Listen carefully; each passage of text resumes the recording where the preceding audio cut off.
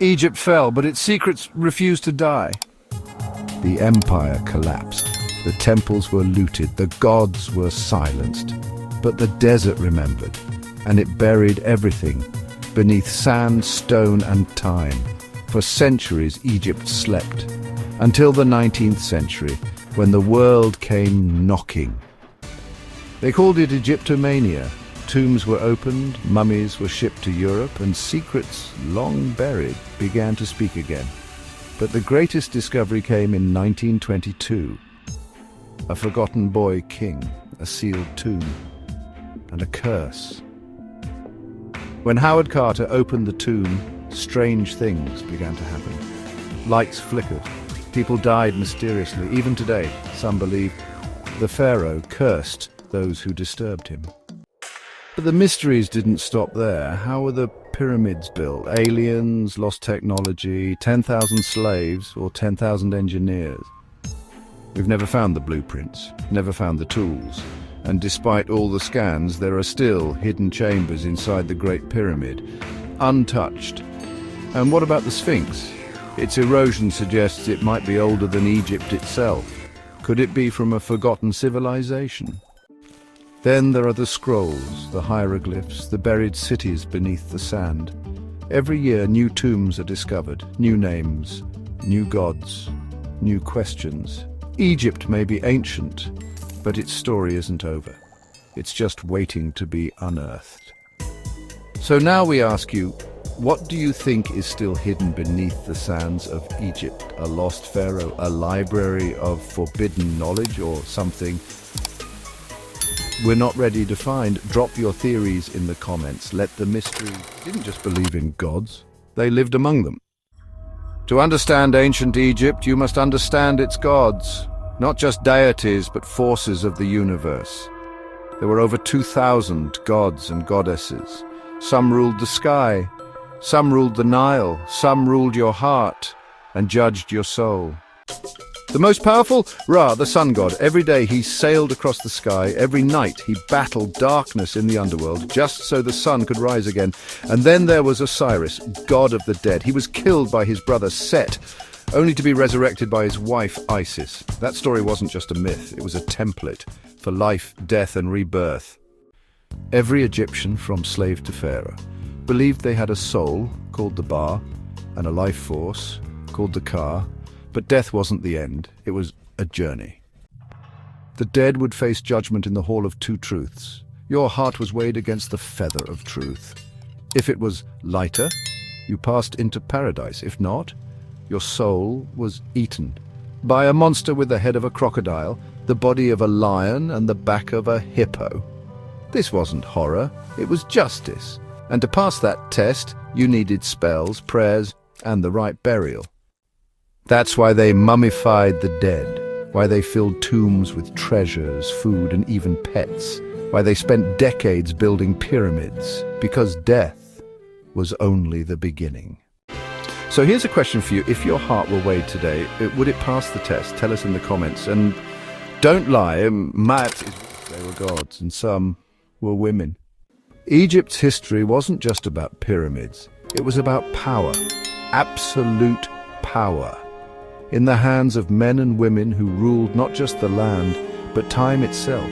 One of the most powerful, Hatshepsut, a woman who ruled as pharaoh around 1479 BCE. But she didn't just wear the crown, she wore the beard of kings. She built massive temples, commanded armies, and erased all signs of weakness. A queen? No, a god on earth. Then came Akhenaten, a revolutionary. He did the unthinkable. He rejected Egypt's gods and declared that there was only one, Aten, the sun itself. He moved the capital, changed the art, changed the religion. Some say he was the world's first monotheist. Others say he was mad. His wife, the legendary Nefertiti, mysterious, beautiful, powerful. And then there was Ramses II, also called Ramses the Great.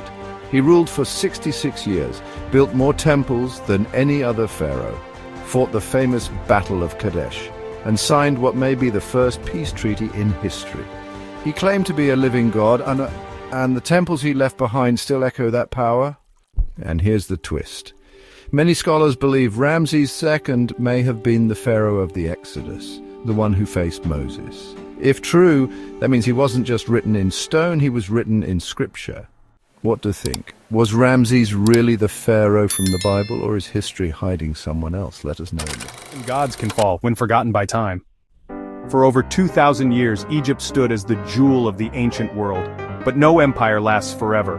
After the death of Ramses the Great, the cracks began to show, the economy weakened, the priests gained power, the pharaohs lost it. And Egypt's enemies, they were watching. First came the Libyans, then the Nubians, then the terrifying might of the Assyrians, who struck with iron and fire. But the worst was still to come. In 525 BCE, Persia, under King Cambyses, invaded and conquered Egypt. The pharaoh was forced to kneel, Egypt had lost its god-kings, and then, just as the Persians fell, a new shadow appeared from the west, Alexander the Great. In 332 BCE, he entered Egypt not as a conqueror, but as a liberator. The Egyptians welcomed him, called him a god. He founded Alexandria, a city that would shine for centuries, but his death left Egypt in the hands of his general, Ptolemy, and with that, Egypt was no longer Egyptian. Greek rulers wore the crowns of the pharaohs. They spoke Greek, worshipped Greek gods, but still pretended to be Egyptian kings. Egypt had become a mask. And here's the question: did Egypt fall because of foreign invasion? Or did it collapse from within, corrupted, divided, and weakened? What do you think really destroyed ancient Egypt? Tell us in the comments of the last pharaoh, and she fought an empire with love. By the 1st century BCE, Egypt was no longer the mighty kingdom it once was. It was rich, yes, beautiful, yes, but powerful? No. And then came a woman who would try to change everything. Cleopatra VII, not just a queen, but a master of politics, language, and strategy. She spoke 9 languages, she read ancient scrolls, and she ruled not just with beauty, but with brilliance. She knew Egypt couldn't survive Rome's growing hunger, so she made alliances with men who ruled it. First, Julius Caesar. Their affair shocked the world. Together they had a child, Caesarion, whom Cleopatra claimed as the true heir of Rome. But Caesar was assassinated, and Cleopatra turned to Rome's new power, Mark Antony. Their love became legend, but so did their downfall. In 31 BCE, Octavian, Caesar's adopted son, declared war on Cleopatra and Antony. The final battle came at Actium. They lost. 1 year later, with Octavian marching into Egypt, Mark Antony took his own life, and Cleopatra, she followed him. Legend says she held an asp, a venomous snake, to her skin, ending the dynasty that had lasted for over 3,000 years. And just like that, Egypt was no longer ruled by pharaohs. It was a province of Rome. The temples would crumble, the gods would be forgotten, the language lost. But Cleopatra's story would survive, in books, plays, and dreams. Was Cleopatra a hero, or a manipulator?